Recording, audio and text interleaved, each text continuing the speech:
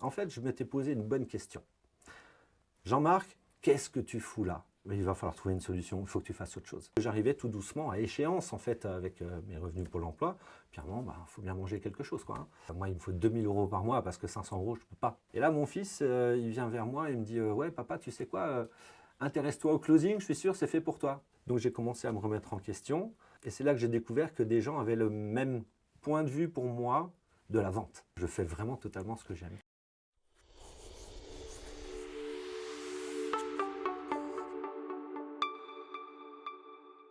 Bonjour à tous et bienvenue sur la chaîne des Audacieux, la chaîne qui met en lumière les parcours inspirants des entrepreneurs.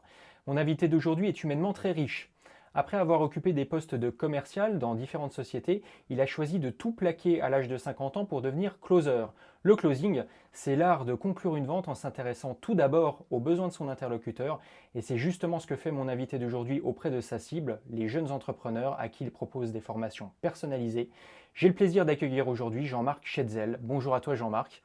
Bonjour Florian et merci pour cette invitation. Très heureux de te recevoir pour ce 8e épisode déjà des Audacieux.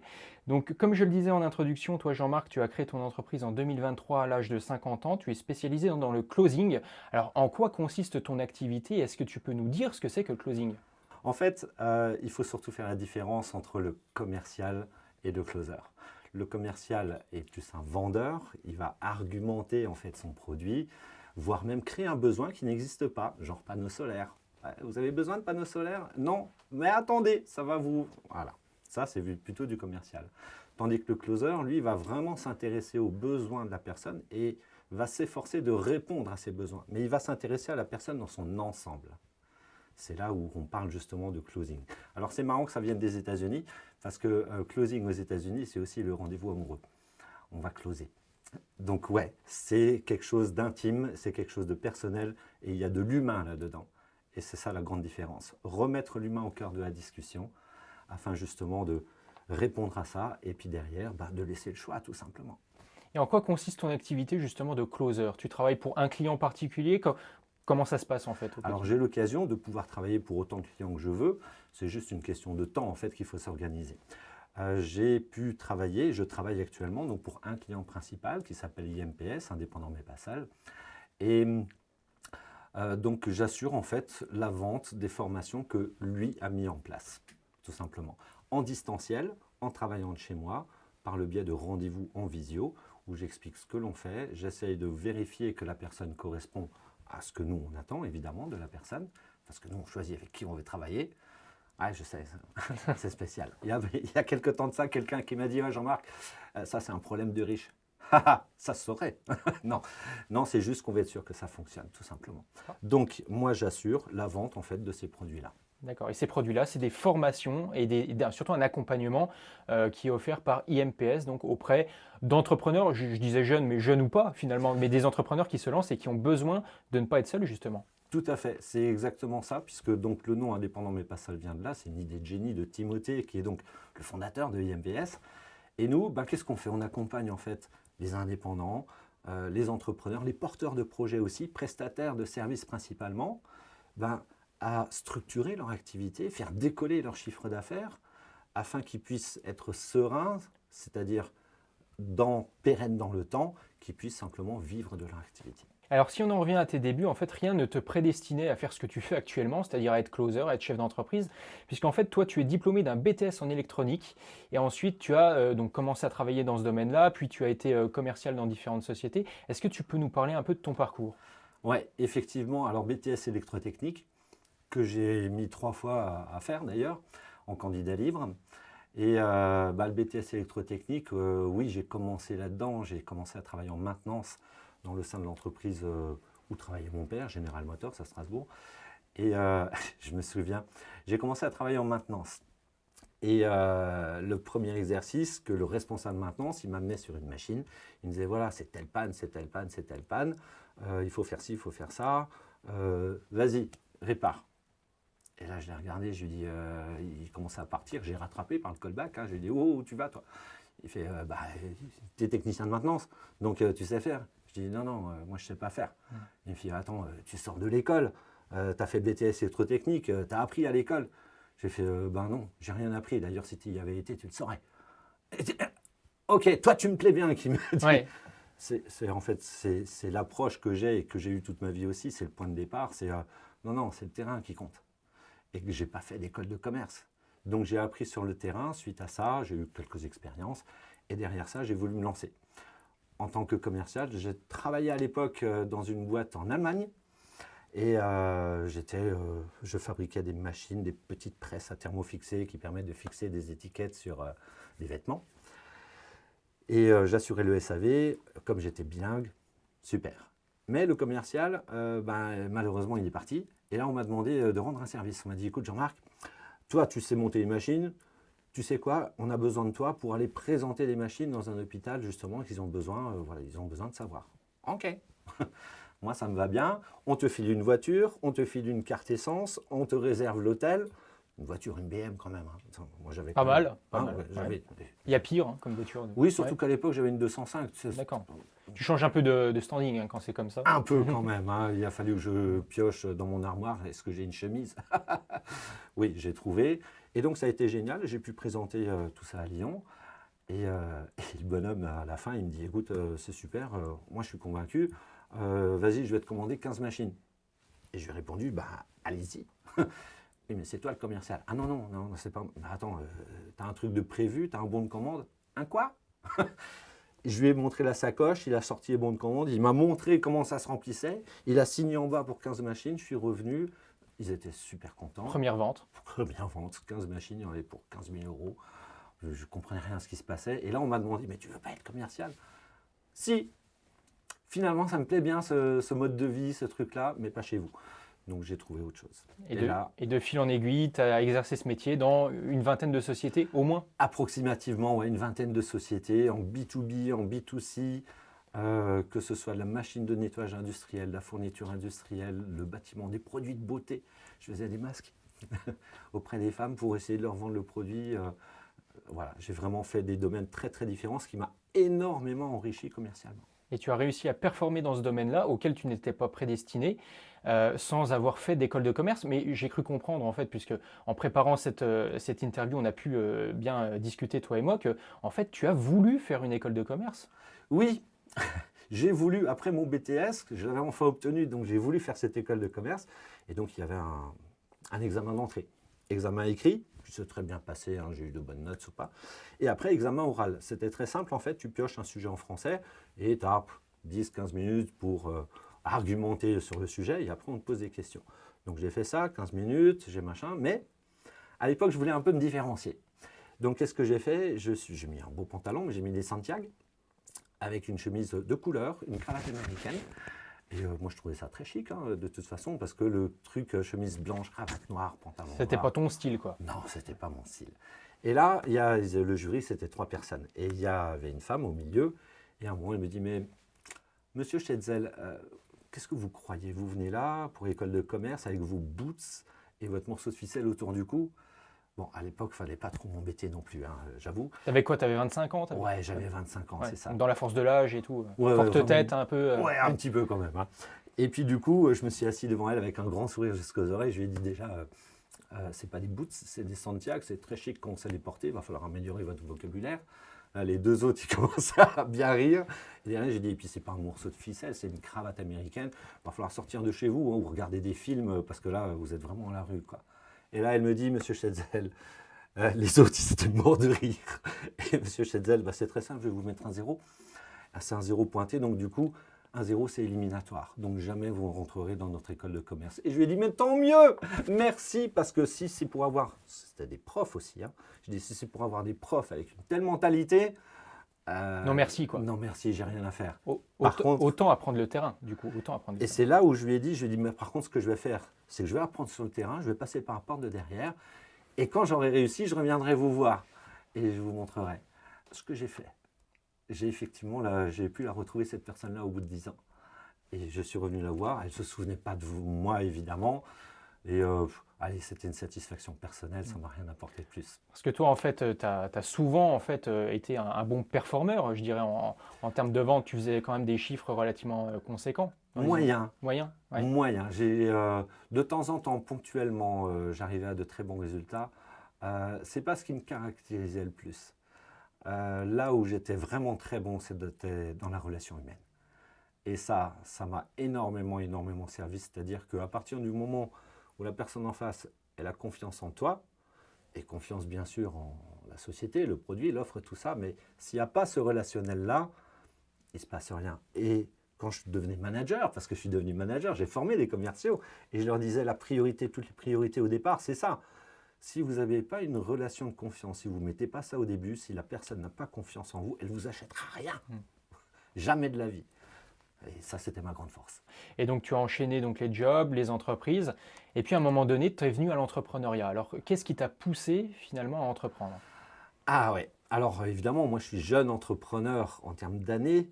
En termes de maturité, c'est différent parce que j'ai eu l'occasion de tester un statut VRP ou un statut entrepreneurial ou au tout début, lorsque la société a mis en place l'auto-entreprise, belle arnaque. Non, c'était pas une arnaque, mais par contre, j'ai dû payer l'URSSAF d'un chiffre prévisionnel. Donc je me suis dit non, ça va pas. Ce qui n'est plus le cas maintenant. Hein. Non. Ce qui n'est plus le cas. Ça a été totalement corrigé. Aujourd'hui, ça fonctionne très bien. Mais par contre, mon dernier emploi, qui était responsable magasin itinérant auprès d'une entreprise du bâtiment qui vendait donc des portes, des fenêtres, des portails, et je me plaisais, je faisais mon métier, ça allait. Et j'ai eu un moment, on m'a mis un responsable hiérarchique, donc mon superviseur, un petit jeune de 22 ans, alors que moi j'en avais 45, qui est venu me voir en me disant « Ouais, Jean-Marc, il va falloir que tu apprennes bien le texte, c'est le script, c'est comme ça qu'il faut le dire. Toi, tu n'apprends pas, tu fais à ta sauce. Non, il faut apprendre par cœur, il faut faire ce qu'on te dit. » Je dis, oh, et tu sais quoi, tu vas enlever le lait que tu as à côté qui coule là, de ta bouche, parce que tu as 22 ans, j'ai 45 ans, j'ai déjà 20 ans d'expérience commerciale, c'est pas toi qui vas m'apprendre à vendre. Hein. Donc là, clash et tout, tu prends... Clash. Ouais. Donc, suite à ça, rupture conventionnelle, parce que, en fait, je m'étais posé une bonne question. Jean-Marc, qu'est-ce que tu fous là? Est-ce que tu as ton pourquoi? Pourquoi tu te lèves le matin? Je ne l'avais pas. Et j'avais du mal à me lever le matin. D'ailleurs, je ne suis pas du matin. Mais derrière ça, je me suis dit, ok, mais il va falloir trouver une solution. Il faut que tu fasses autre chose. Vraiment autre chose. Et là, je me suis dit, ok, allez, c'est parti. Soit je reste là-dedans et je pars en burn-out, parce que je ne voulais pas, bien sûr. Soit je trouve une autre solution et je fais autre chose et je fais ce que j'aime faire, moi. Et là, qu'est-ce que tu as fait justement? Parce que tu as dû faire une introspection, tu as peut-être fait un bilan de compétences. Comment ça s'est passé du coup? Ça a été une introspection, vraiment une grosse introspection, mais j'avais déjà une idée derrière la tête parce que j'y avais travaillé. Et donc j'ai voulu me lancer dans une activité qui n'a strictement rien à voir avec ce que je sais faire depuis des années, en tant que magnétiseur énergéticien avec des outils d'astrologie, de numérologie, lithothérapie et coach de vie. Et sauf que je ne savais pas comment faire, mais j'avais confiance en moi. Ça ne suffit pas. Et donc, j'avais aussi 2 ans de chômage. J'ai un peu traîné la patte. J'ai pu avoir des patients. J'ai engagé quelques trucs. Mais je voyais bien que je n'arrivais pas à en vivre. Ça ne marcherait pas, quoi. Ça ne te permettait pas de dégager un salaire et un revenu suffisant pour vivre? Impossible. Ouais. Tu sais quoi, au début, quand j'ai commencé, parce que j'ai développé tout un tas de capacités, quand on est dans ce monde-là, à un moment, tu te dis, mais c'est génial, c'est super. Et j'avais envie de sauver le monde. Et j'ai eu un grand choc, 1 an plus tard, je me suis aperçu que le monde ne voulait pas être sauvé. Et mince, comment je fais? Donc je me suis dit, ok Jean-Marc, tu sais quoi? Laisse venir à toi les gens qui vont avoir besoin de toi et tu feras avec. C'est ce que j'ai fait. Mais par contre, oui, j'arrive pas à en vivre. Et là, c'est passé un truc, parce que j'arrivais tout doucement à échéance, en fait, avec mes revenus Pôle emploi. Puis à un moment, faut bien manger quelque chose, quoi. Hein. Et là, j'ai mon fils, qui aujourd'hui a 19 ans. Et là, mon fils, il vient vers moi et il me dit « Ouais, papa, tu sais quoi, intéresse-toi au closing, je suis sûr, c'est fait pour toi. » Qu'est-ce que c'est encore ce truc-là? Donc, qu'est-ce que je suis allé faire? Je suis allé voir sur Internet, closing, vente à distance de formation pour le compte d'un infopreneur. Ouais, c'est bon, je sais faire, quoi, ça va aller. J'ai vendu des panneaux solaires, j'ai vendu des alarmes, du phoning, j'en ai mangé quand même, quoi. J'ai fait une page Facebook, j'ai reçu des contacts, je dis « Voilà, moi je suis closer. » J'ai reçu une page des annonces et ils cherchaient des commerciaux, des responsables commerciaux. Non, vous n'avez pas compris, c'est pas ça que je veux, ça ne marche pas. Donc j'ai commencé à me remettre en question et finalement c'est mon fils qui avait raison parce que j'ai trouvé un organisme de formation qui formait au closing.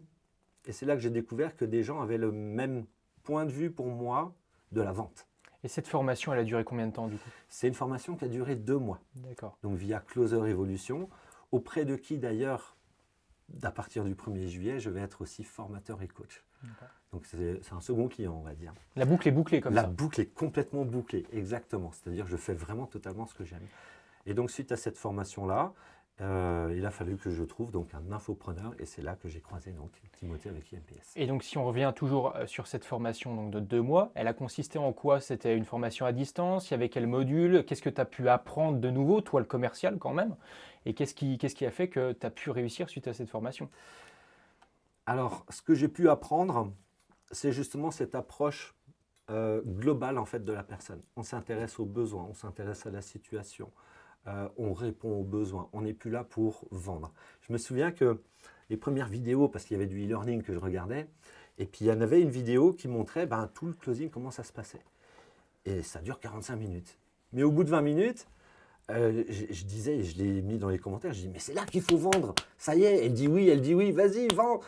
Non, il ne faut pas vendre. Et c'est cette grande différence, à partir du moment où tu réponds aux besoins, c'est la personne qui achète. Ça, c'est la grande différence. Et ça, c'est ce que j'ai compris, c'est ce que j'ai appris, afin de remettre donc l'humain au cœur de la discussion. Et c'est au bout de ces 2 mois-là, ça a été un déclencheur. Parce que le tout premier coaching que j'ai eu, c'était sur une première phase en fait du script de vente, de closing. Et la coach, elle me dit, allez, vas-y Jean-Marc, toi tu as 25 ans d'expérience, c'est bon, ça va aller tout seul. Et moi, je me disais, oui, bien sûr. Je me suis retrouvé mais comme un amateur. Je dis, oui, mais ce n'est pas les bonnes questions. Oui, mais non. Oui, mais... Waouh. Et la grande force, finalement, ce qui m'a permis de réussir, c'est cette remise en question. De me dire, attends, il faut que tu sois coachable. Tu dois désapprendre pour réapprendre. Et à ce moment-là, tu vas pouvoir avancer. Donc, c'est la remise en question qui est une capacité, finalement. Et ça, c'est une grande force. Et c'est ce qui m'a permis, effectivement, de réussir. Et sans cette formation, tu n'aurais peut-être pas fait cette remise en question personnelle finalement qui a été la tienne. Et peut-être que sans cette formation, tu n'en serais pas là où tu en es. Clairement, oui. Sans cette formation, j'en serais pas là aujourd'hui. Par contre, la remise en question, c'est quelque chose que j'ai travaillé tout au long de ma vie. Mais la remise en question, c'est une grande force en fait mentale. C'est-à-dire qu'à un moment, c'est comme je suis venu aujourd'hui, la raison me disait, ok Florian, tu le connais, tu l'aimes bien, tout ça, etc. Mais est-ce que tu es sûr de ce que tu fais, Jean-Marc? Est-ce que c'est une bonne idée? Ça, c'est la raison. Qu'est-ce que j'ai fait? J'ai écouté mon cœur. Et mon cœur me dit, mais bien sûr que oui, évidemment que tu vas le faire. Pourquoi? Parce que le cœur a ses raisons que la raison ne comprend pas. Et voilà. Et bien, c'est toujours ce même principe-là qu'il faut trouver ce juste équilibre, effectivement. Et donc, cette capacité justement à trouver cet équilibre, à mettre un peu de cœur ou mettre un peu de raison, c'est ce qui va faire la différence. Et c'est aussi de fil en aiguille ce qui t'a permis de trouver ton premier client avant même d'être diplômé de ta formation. Et oui, parce que la formation était certifiante. C'est là ma coach encore, la même qui m'avait tellement mis un peu mal à l'aise. Et puis je lui demande, je lui fais, ouais, mais tu sais, moi, en septembre, c'est là où j'ai ma certification. Par contre, fin septembre, pour l'emploi, c'est terminé. Après, je tombe au RSA. Moi, il me faut 2 000 € par mois parce que 500 €, je ne peux pas. Non, c'est pas possible. Et elle me dit, mais qu'est-ce que tu attends, Jean-Marc? C'est une bonne question, ça. Comment ça, qu'est-ce que j'attends? Fais ton profil LinkedIn, crée ta micro-entreprise, tu n'as rien à perdre. Elle t'a mis le pied à l'étrier, en fait. Elle t'a piqué au vif en te disant, mais en gros, réveille-toi, Jean-Marc. Quoi. Exactement, c'est un peu ça, ouais. Et c'est le rôle du coach. Et cette fameuse phrase, c'est, tu n'as rien à perdre. Non, effectivement, j'ai rien à perdre. C'est ce que j'ai fait. J'ai refait un profil LinkedIn que je n'avais jamais fait auparavant. Et là, j'ai croisé la route de Timothée. J'adore ce qu'il fait. Il cherchait exactement quelqu'un comme moi. Et quand on s'est rencontrés en visio, ça a été le coup de foudre. Vraiment le coup de foudre. Et depuis, ça fait 1 an et demi maintenant. On a avancé énormément. Je me suis énormément investi parce qu'on a, au-delà de la relation client, on a un véritable partenariat qui s'est mis en place. Et toi, à titre personnel, tu te situes quelque part entre le bonheur et le paradis? Merci Florian. C'est une phrase que j'adore. Pourquoi? Parce qu'à un moment, Timothée, on a des réunions, évidemment en visio avec tout le monde. Et au début, Timothée, il me disait, mais Jean-Marc, il se soucie toujours de l'état d'esprit de tout le monde, tu vois. Et il disait, mais Jean-Marc, ça va, tu t'es pas trop noyé, je vois, tu prends des rendez-vous à 18h, à 10h, même le samedi. Calme-toi, Jean-Marc, tu sais, ça va pas aller. Et rassure-toi, Timothée. Est-ce que tu connais la zone entre le bonheur et le paradis? Il m'a dit, non, enfin, j'imagine. Je suis, bah, tu vois, depuis septembre 2003 que je travaille avec toi, je suis là-dedans tous les jours, Florian.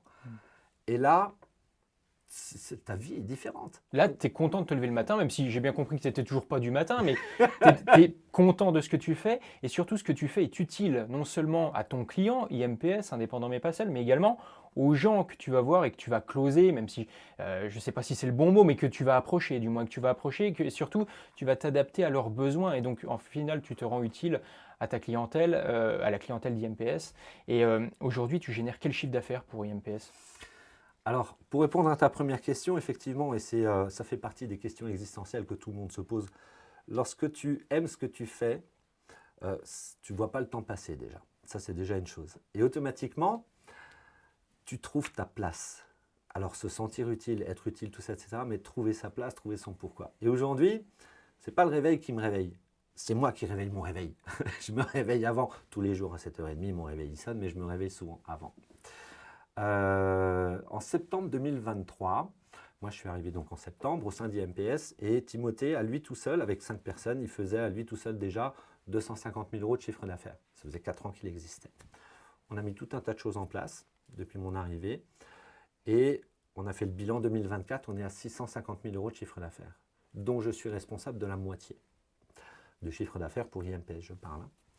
Et là, on a fait le bilan encore sur les 4 derniers mois, on est déjà à 350. Et au point que Timothée, il doit prendre maintenant un commissaire au compte parce qu'il fait trop d'argent. D'accord. Et donc toi, j'imagine que pour performer à ce niveau-là, en tant qu'indépendant, tu as dû mettre en place une routine quotidienne.